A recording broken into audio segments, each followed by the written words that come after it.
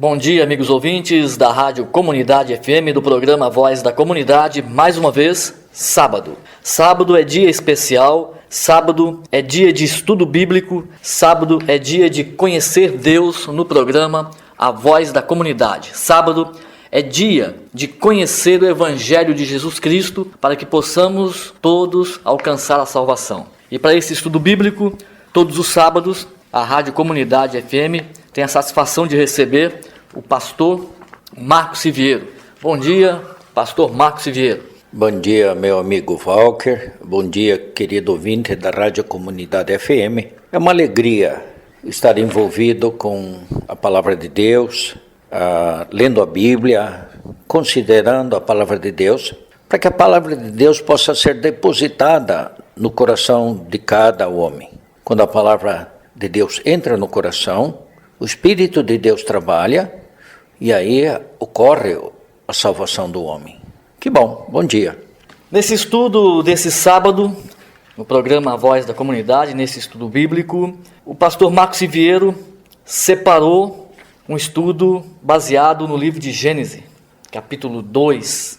Pastor Marcos Siviero, uma pergunta para que as pessoas possam entender. Por que o senhor, desta feita, escolheu o livro de Gênesis, capítulo 2? Walker, as coisas de Deus, elas nem sempre têm lógica. Lá atrás, nós falamos 22 semanas o livro de Apocalipse. Depois nós fomos para 2 livros pequenos, o livro de Judas e o livro de Filemon. Cada um tem só um capítulo. Daí entramos no livro de Pedro. Pedro são 2 epístolas. Primeira epístola de Pedro tem 5 capítulos, então nós gastamos 5 semanas. Depois concluímos a segunda, 3 semanas, e entramos no livro de Gênesis. Agora, se você me pedir uma explicação lógica, eu não tenho. Às vezes o Espírito trabalha, tem um sentimento, o fato é que estamos em Gênesis. Na semana passada falamos o capítulo 1 e hoje vamos para o capítulo 2. Quando você toma a Bíblia, Jesus falou, quem de mim se alimenta, por mim viverá. Seria bom que você entrasse na Bíblia com um coração limpo, despojado, sem preconceito, com um coração de se alimentar. Objetivo número 1. A palavra de Deus deve ser tomada para alimento. Número 2. Em a palavra entrando, sendo depositada no coração, o Espírito trabalha e isso produz no homem a fé. Então, eu creio porque a Bíblia assim me diz. No capítulo 1, no princípio, criou Deus os céus e a terra. Então, eu creio que foi Deus quem criou os céus e a terra. Se alguém diz que evoluiu, a teoria da evolução, bom, ele crê no que ele quiser. Então, objetivo número 1, a palavra de Deus como alimento. Número 2, a palavra de Deus para constituir a fé. Então, eu quero que a minha fé esteja ancorada sobre a rocha, seja uma fé firme, baseada na palavra de Deus. Muito bem, então vamos iniciar logo as considerações sobre Gênesis capítulo 2. Então, o capítulo 2, no início, parece que seria o final do capítulo 3. Capítulo 2, versículo 1. Assim, pois, foram acabados os céus e a terra, que é o conteúdo do capítulo 1. Versículo 2. E, havendo Deus terminado no 7º dia, o 7º dia é o dia da criação. No capítulo 1, tinha ido do primeiro dia, haja luz, houve luz. Dia 2, fez separação, fez o firmamento. No 3º dia, haja a porção seca, surgiu a terra. Então, assim sucessivamente. E no 4º dia, aí no 4º são feitos os luzeiros e começa a ver a vida como relva. Aí o processo a vida vai subindo de padrão e culmina no 6º dia no homem. Mas não terminou. A criação de Deus vai terminar no capítulo 2. E havendo Deus terminado no dia 7º. Então, que dia ele terminou? No 7º. No dia 7º, a sua obra, e descansou nesse dia. Será que Deus estava cansado, que nem a gente trabalha bastante, fica cansado? Disse, haja luz e houve luz. Ficou cansado por fazer isso? Só falou, haja luz e houve luz. Deus não cansa como nós, os humanos. Essa palavra descansou tem a ideia de satisfação. Você fez algo, você está muito feliz, você está exultante. Então, o ápice da criação foi no sexto dia o homem. Então, Deus estava muito feliz, estava tranquilo, ele descansou nesse conceito. Dá até para imaginar ele dando um suspiro de alívio. Um suspiro de alegria. Ufa, consegui. Eu tenho o homem que eu queria criar, criei, está aqui, né? Então, Deus descansou nesse sentido. E no versículo 3, abençoou Deus o dia sétimo e o santificou. Esse santificar santificação na Bíblia tem dois aspectos, e um deles é separação. Então, ele separou o dia sétimo, ele distinguiu esse dia. Incrivelmente, toda a humanidade tem um dia de folga no sétimo dia. A semana tem 7 dias e um é folga, né? Engraçado, saiu da onde isso aí? Da evolução? Não, isso é porque Deus santificou.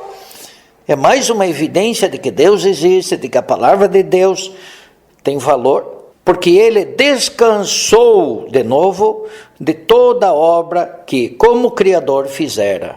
Então, o sétimo dia é um dia de descanso, é um dia de desfrute, que o mundo secular usou para bandalheira, é dia de cair na farra. Bom, esse é assunto de incrédulo. Mas os que creem, é um dia de festa, é um dia de alegria, é um dia de celebração. Que nós, os cristãos, adotamos o primeiro dia da semana. Nós, os crentes, nós descansamos no primeiro dia e vamos trabalhar da segunda-feira para frente. O dia de descanso nosso é o domingo, porque foi aí que o Senhor Jesus ressuscitou. Nós, como gentios, estávamos fora do povo de Deus original. E nós entramos no povo de Deus pela ressurreição de Jesus Cristo. Por isso que a gente festeja, a gente começa folgando, faz um descanso no primeiro dia da semana, no domingo, e depois vai trabalhar o resto. Mas aí não vai contra o que Deus determinou lá em Gênesis? Não, ele não deu uma ordem aqui. Ele descansou, é um assunto dele. Ele, como Deus, festejou no final da obra dele. Mas nós, como beneficiários da obra dele, descansamos já no primeiro dia, que foi a ressurreição do Senhor Jesus, porque é aí que a gente entra. Gentil, Jesus não tivesse ressuscitado, a gente estava de fora. Nós não temos parte, como gentios, antes da ressurreição. É na ressurreição do Senhor Jesus que nós entramos e a gente já entra festejando e a rigor, segunda descanso, terça descanso, todos os dias nós descansamos nele. Esse capítulo 2, ele detalha o que foi feito no capítulo 1. Vamos dizer que você fizesse... Não, eu vou explicar melhor. Eu criei o homem no sexto dia, mas agora eu vou explicar o que eu fiz lá. Então, o capítulo 2, de fato, é uma explicação, é um detalhamento de algo que aconteceu no capítulo 1. Então, ele diz no 4, essa é a gênese dos céus e da terra, quando foram criados, quando o Senhor Deus os criou. Versículo 5, não havia ainda nenhuma planta no campo na terra. Que dia era isso? Não é o sexto dia, isso é antes do sexto dia. Então, é uma explicação, não é uma continuação. É uma explicação, é um detalhamento. Eu vou explicar melhor o que eu fiz no capítulo 1, Deus disse. Então, agora eu vou falar o capítulo 2. Tá. Versículo 5, então. Não havia nenhuma planta no campo, pois ainda nenhuma erva do campo havia brotado, porque o Senhor Deus não fizera chover sobre a terra. Não tem porque não choveu. Beleza? E também não havia homem para lavrar a terra. Isso é significativo. Por que Deus não fez chover? Porque não tem homem. Não vou botar para chover para não perder minha água lá. Primeiro eu faço o homem, e aí eu mando a chuva que lavra, para que o homem lavre a terra. A interpretação espiritual para o nosso dia é o seguinte, Valquer. Deus não trabalha sem a cooperação do homem. Deus deseja que todos sejam salvos, beleza? Mas ele sozinho não vai salvar, Valquer. Ele espera que homens cooperem com ele para que ele leve a salvação dele. Esse processo todo só vai servir ao ser humano se o ser humano tomar a iniciativa de poder se enquadrar e fazer parte desse processo. duas coisas. Número um, Deus quer salvar, então ele quer que o evangelho avance, beleza? Então ele vai lá e reúne homens que levem o evangelho adiante. Por isso que você estamos aqui falando. Daí nós, cooperando com Deus, a palavra entra no coração dos homens, o Espírito Santo trabalha então, mas depois da nossa cooperação, é isso que está sendo dito aqui. Deus não fizera chover sobre a terra, e também não havia homem para lavrar a terra. Ele só manda a chuva desde que tem o homem para cooperar com ele.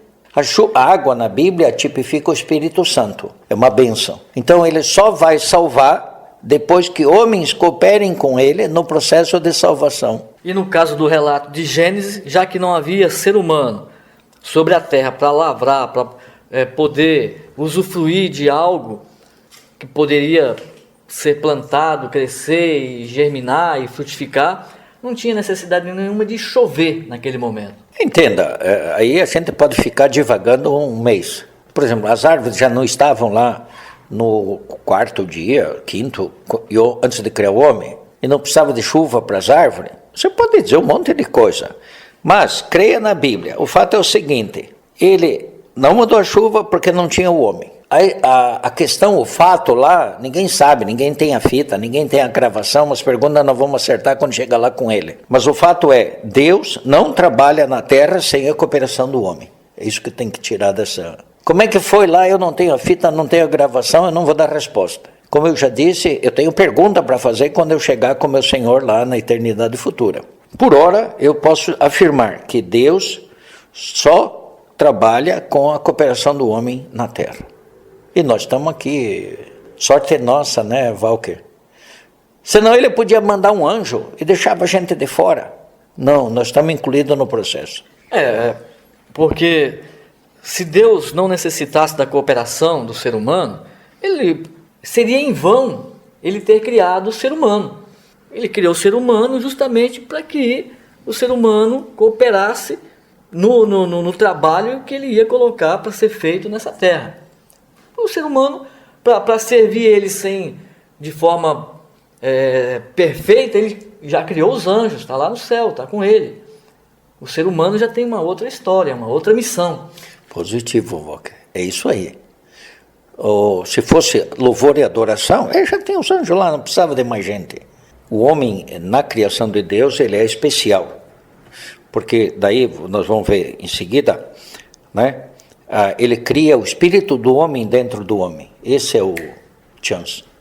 Mas vamos lá, versículo 7. Gênesis, estamos lendo o livro de Gênesis, capítulo 2, versículo 7 agora. Então formou o Senhor Deus o homem do pó da terra. Qual a matéria-prima? O pó da terra. Se você levar um homem no laboratório e dissecar, você vai encontrar todos os elementos da natureza. Carbono, hidrogênio, fósforo, potássio.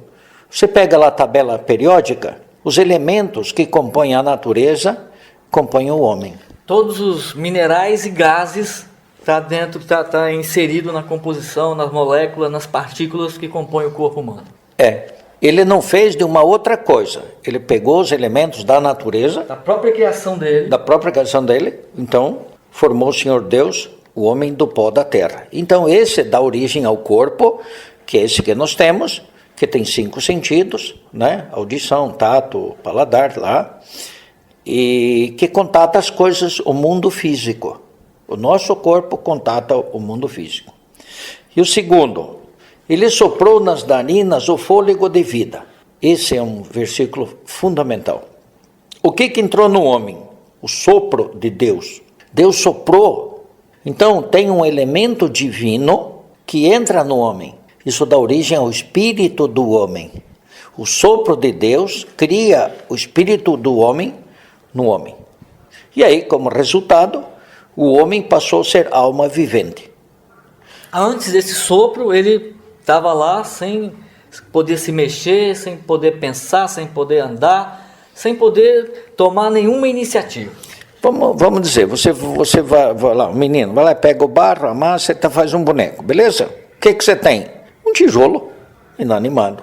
Mas agora, o sopro de Deus, o elemento divino entra dentro daquele e faz dá origem ao espírito humano.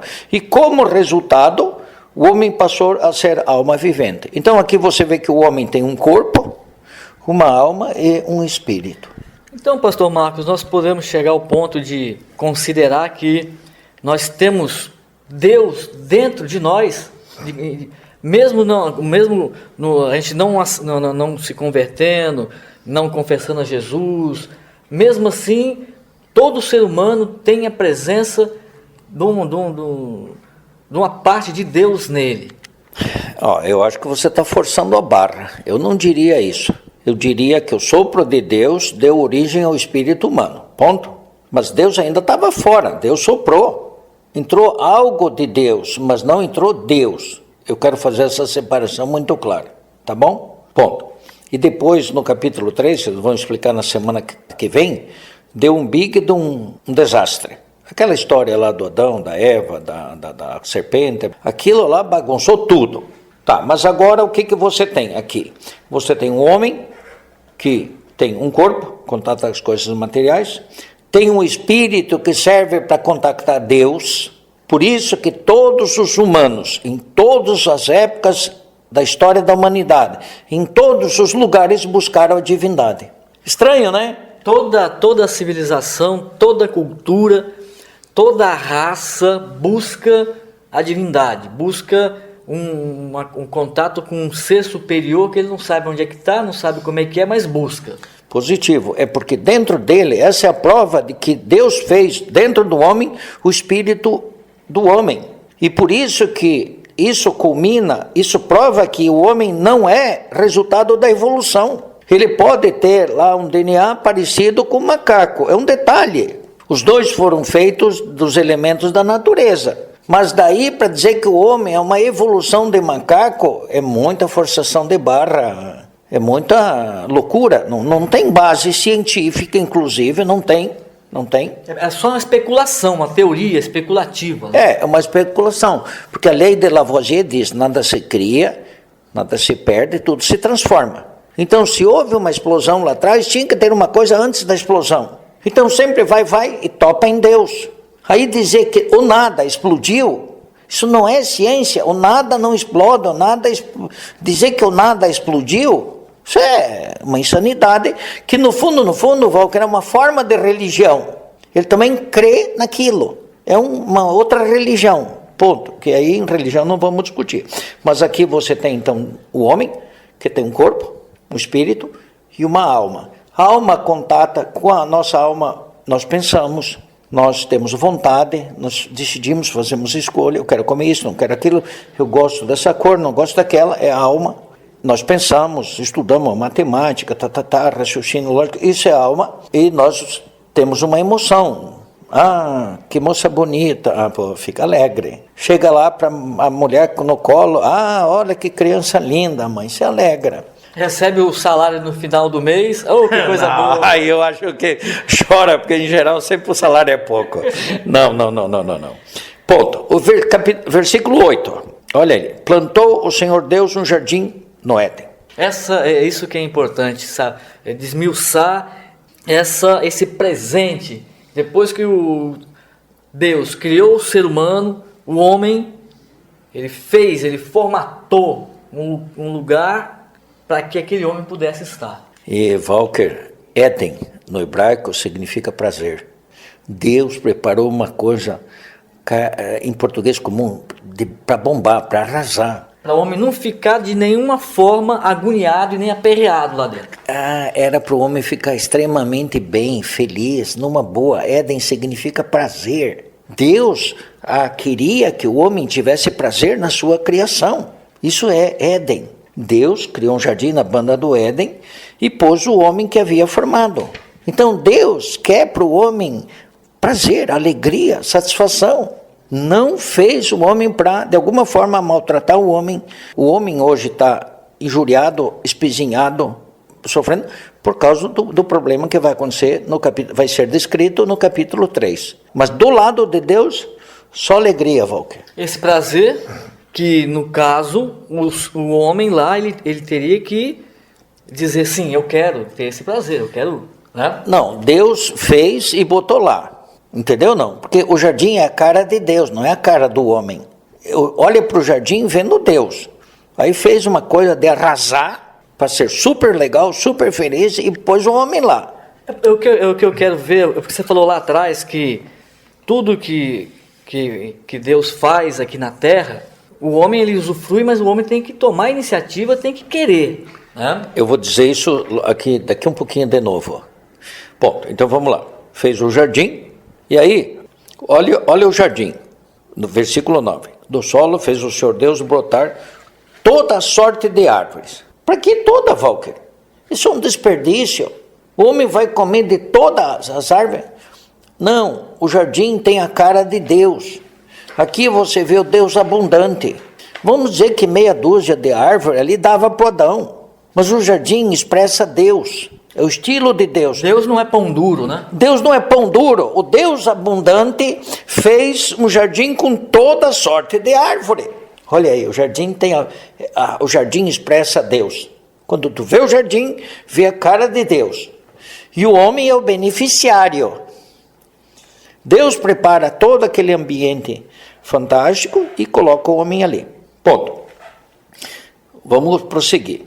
Versículo 9. Então, vou ler de novo. Do solo fez o Senhor Deus brotar toda sorte de árvore.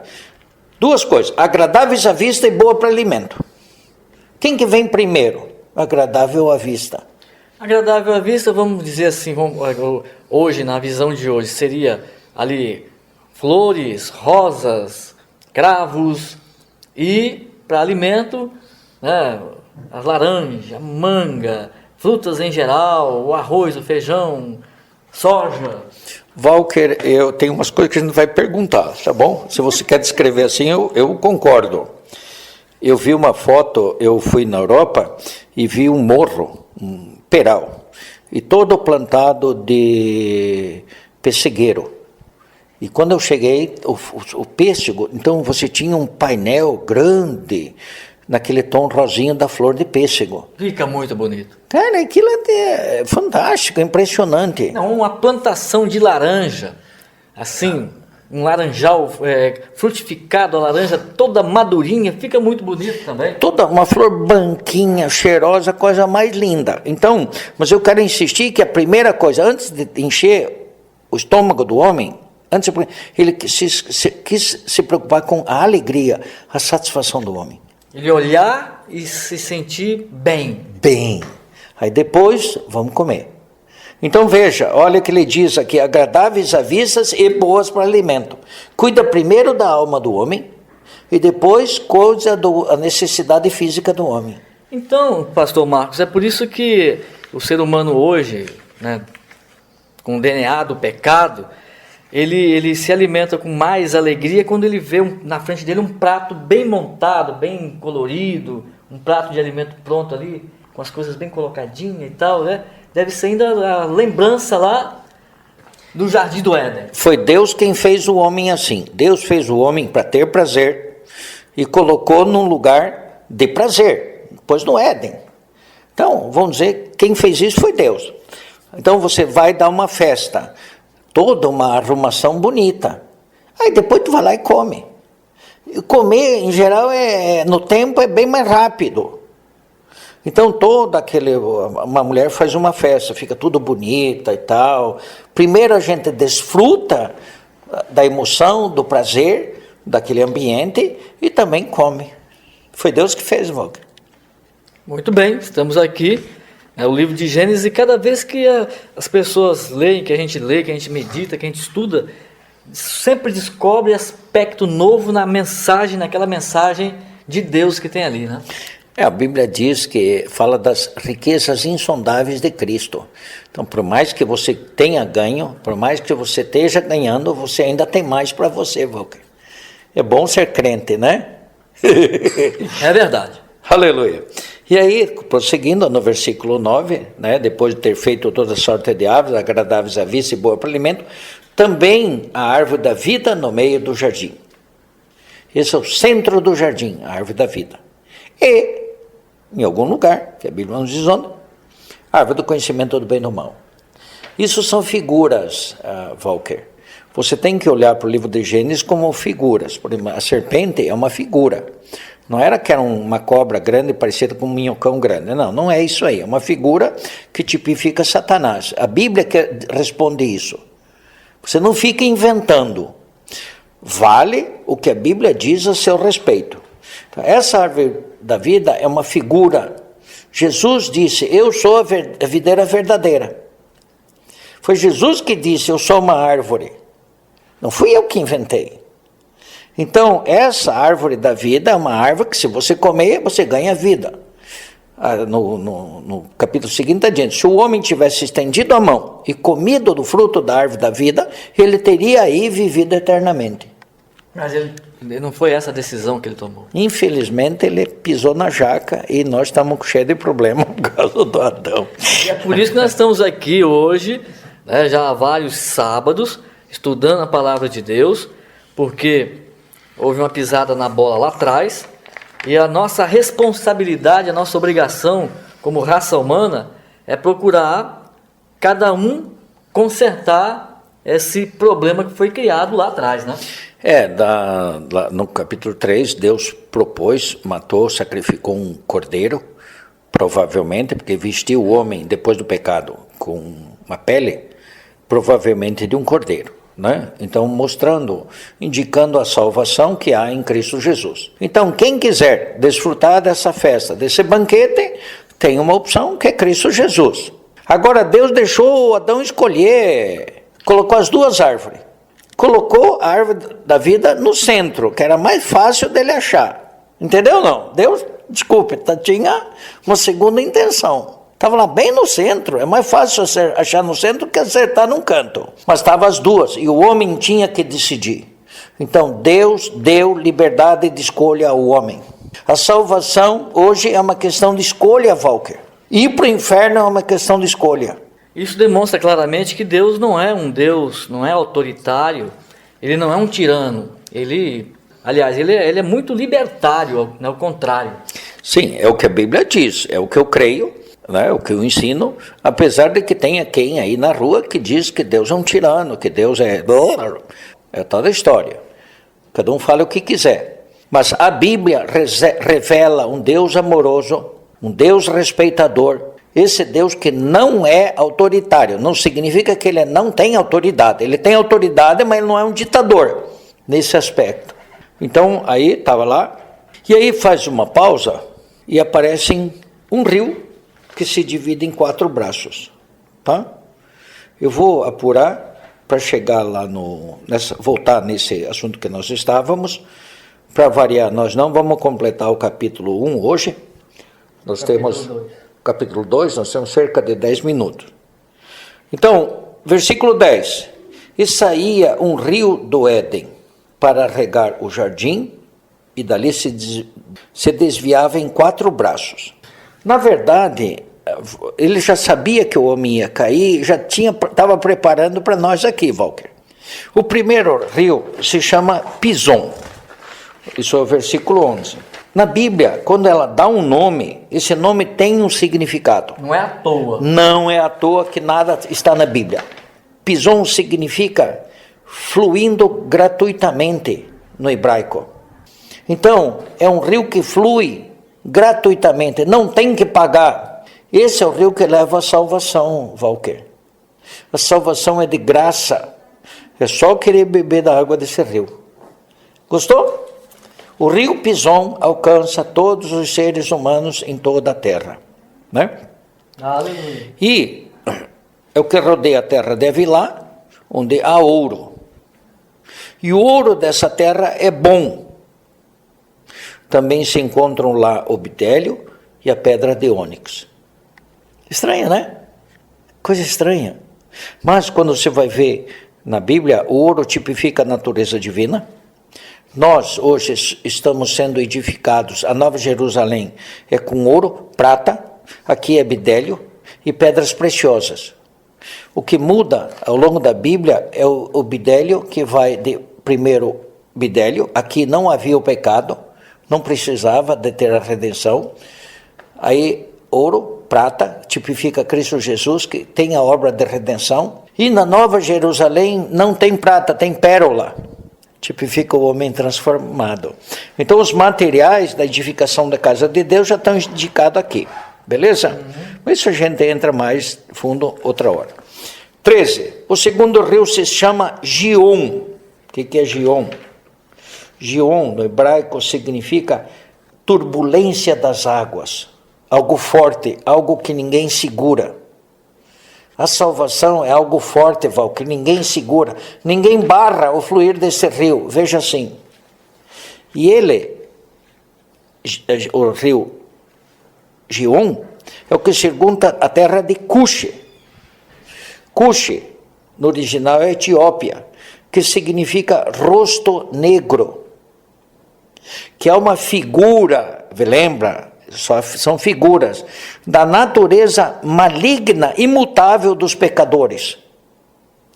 Para pecador, que tem uma natureza interior maligna, que vai acontecer no capítulo 3, você precisa de um rio impetuoso, que ninguém segura, ninguém barra esse rio. Esse rio alcança todos os homens. Como o Pison, ele é gratuito. Como o Gion, ele alcança os homens, não interessa onde eles estão. No 14, o terceiro rio é o Tigre. Tigre, no hebraico, significa rápido, não é parado. E ele corre pelo oriente da Síria. A Assíria significa plano, um lugar habitado. Esse rio alcança todos os homens sobre toda a terra. E o quarto é o Eufrates. Eufrates significa doce, frutífero. Quando esse rio alcança os homens se tornam frutíferos, com coração doce, os homens se tornam férteis. Muito bem. Esse é o Deus maravilhoso. É bom ser crente, Walker. Esses são os 4 braços do rio que brotava do jardim, tem significado profundo, significado mesmo que tem que ser esmiuçado e entendido, né? Esmiuçado e entendido, mas lembra que Deus já estava preparando, sabia da queda e sabia que Ele queria alcançar todos os homens. A salvação é de graça, ela é forte, ninguém segura ela. E lá no livro de Apocalipse fala do rio que fluía do trono, né? É, o trono, lá na consumação, tem um rio que flui do trono de Deus. E Jesus Cristo declarava: eu sou a água viva. Quem crer em mim, como diz as Escrituras, do seu interior fluirão rios de águas vivas. O Senhor Jesus falou.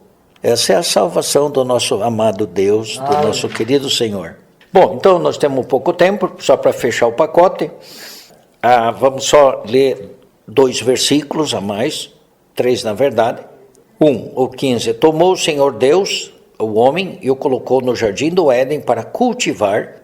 É que ele já queria a cooperação do homem, tá vendo? Eu falei, ele quer a cooperação do homem, mesmo no jardim que tenha fonte de prazer, não era para ele ficar lá mosqueando, ele devia cultivar o jardim. Cuidado. Primeiro cultivar e depois guardar.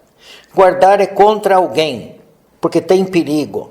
Deus sabia que o adversário já estava lá, então o Adão devia ficar esperto. Ele devia também, 2 coisas, uma, cultivar, que envolve trabalho, labor, e outra, guardar, que implica em segurança, né? Devia ficar esperto contra o inimigo que já estava lá. Beleza? 16. E o Senhor Deus lhe deu esta ordem. Veja, é uma ordem. Deus tem autoridade, ele só não é ditador. De toda árvore do jardim comerás livremente. Tu está liberado para comer tudo, beleza? Pode comer do que você quiser. Mas tem uma que se você comer, você vai se lascar. Vai morrer. Vai morrer. Entendeu? Mas ele não impediu.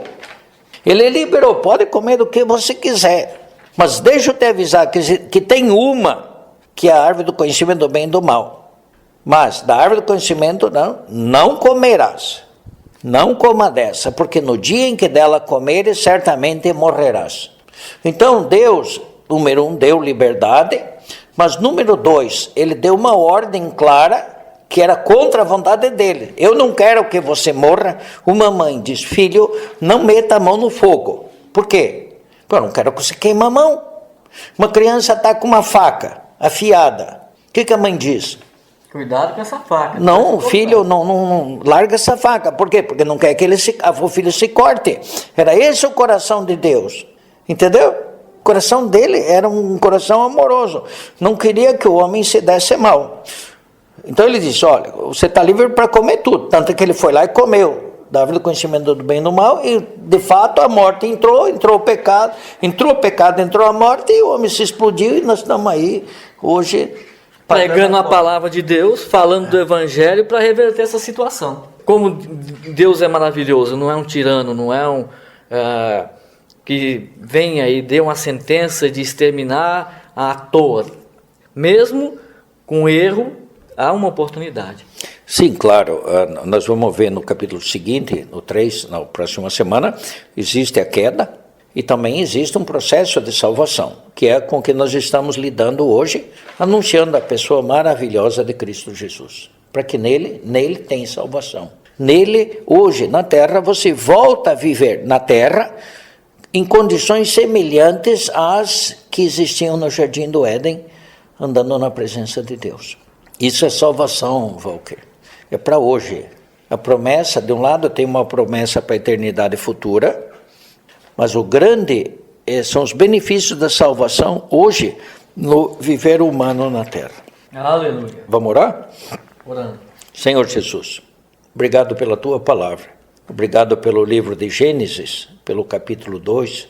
O Senhor criou o homem de forma especial, nos deu um corpo, uma alma e um espírito.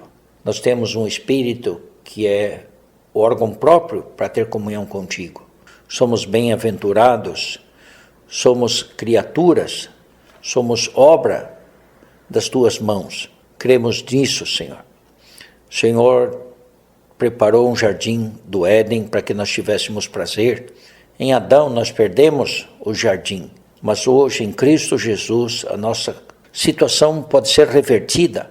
Nós podemos agora nos voltar à videira verdadeira. Nós podemos nos voltar a desfrutar do mesmo ambiente que havia no jardim, mesmo andando na terra nos nossos dias atuais. Senhor, te agradecemos. O Senhor criou os céus e a terra. O Senhor preparou um ambiente especial para receber o homem. E teu coração continua o mesmo, o de receber todos os homens. A Bíblia diz que o Senhor deseja que todos sejam salvos, todos cheguem ao pleno conhecimento da verdade, que mesmo andando na terra, nos nossos dias de vida, como seres humanos, possamos andar na tua presença, tendo comunhão contigo, desfrutando de tudo que o Senhor criou e fez a nosso favor. Te agradecemos porque temos salvação no nome precioso de Jesus Cristo. Podemos crer nele.